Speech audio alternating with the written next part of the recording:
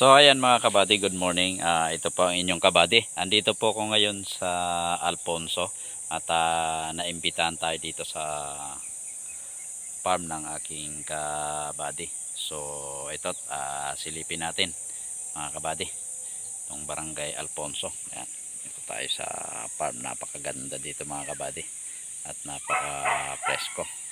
At pasilip ko sa inyo ang ganda ng farm na to.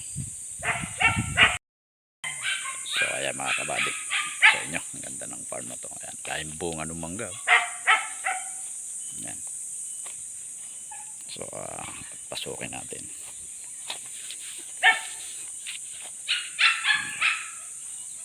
Puno.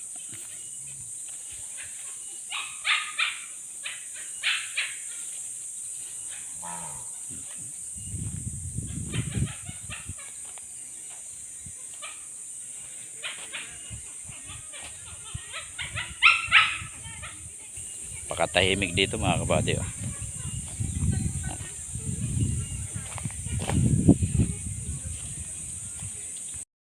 Siyempre pag farm mga kabady, hindi maalis ang may mga tanim. Ayan mga kabady.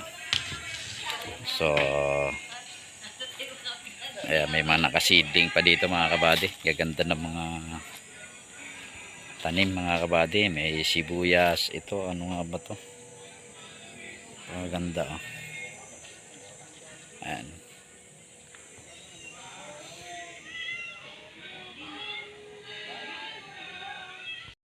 So ang dami mangga mga kabady.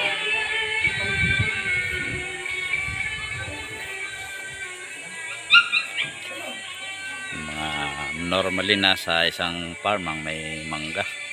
Ayan. Maganda ng banghouse, may baka.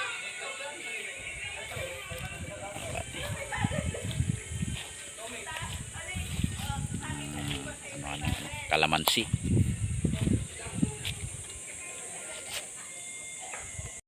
So ayan nga mga kabady, silipin natin itong mga gandang pananim dito. Ayan, at dinidilig nga ni kuya. Siya ang nangasiwa ng mga ano dito. Ayan. Anong ano yan kuya? Anong tanim yan? Butter lettuce. Butter lettuce. Ito pala ang butter lettuce mga kabady. Yun, romaine. Ayun, yan. So ayan, kabisado yan ni kuya. Kayla rin. Ayun, yun ay Kayla. Ayan. So napaka-presko dito at ito nga mga pananim dito sa farm na to. At ito nga silipin natin to. So ito medyo makapal na mga kabady. Ayan, medyo maganda na.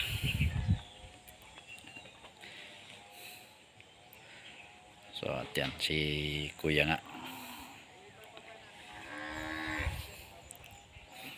Mga ilang buwan ang harvest nito kuya? Ayan, pagka-transplant yan, 31 days, isang buwan. Ayun, 31 days. Yan. Ano nga pangalan nyo kuya? Romy. Ayan, sabi ni kuya Romy, bali ano siya, 31 days siya 31 days harvest niya. ang harvest niya ng ano to, lettuce.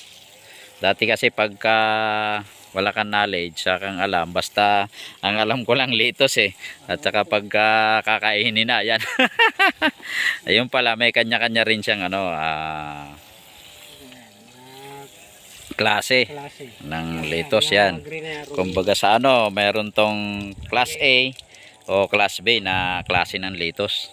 Yung ganyan, mahal yan ano? Inaabot na ano yan, 400 ang isang kilo sa Maynila. Yung ano nga yan, yung class A na yan? Class A yan. Ano nga pangalan uli niyan? Butter lettuce. Ayun, butter lettuce. Saka romaine. Ayun. Yun. Ang kilo lang yan, pinakamataas na 80. Yan yung mga class board, yung mga daksa naman, 50 na lang yan, 50, 40 yung pababa. ayun. So ayan mga kabady, at samahan nyo ako sa maghapon na to at mag-iikot-ikot pa tayo dito sa farm. Ayan, yung may bakod na yan Kuya Rom, anong ano yan? Kamatis.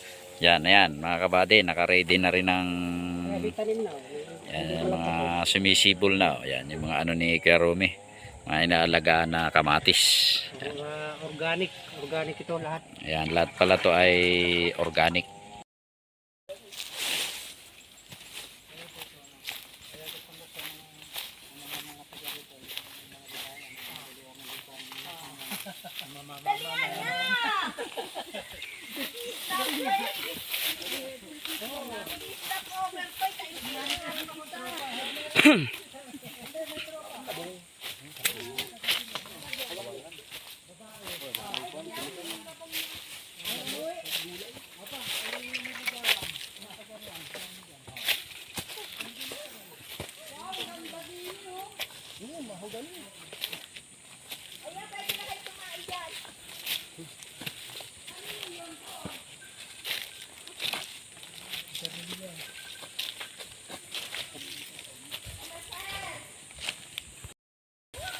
So ayan nga mga kabady, continue tayo dito sa farm. So nakiikot-ikot ako dito mga kabady. So ito nga ay nanibagong inyong kabady. At mayroong medyo palusong. So ito paahon nga mga kabady. Ayan. Iikot tuloy-tuloy lang tayo sa pag-iikot dito mga kabady.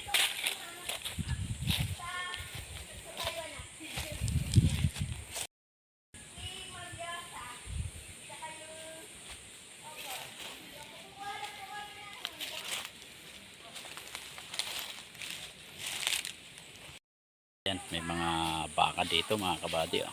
Ayan.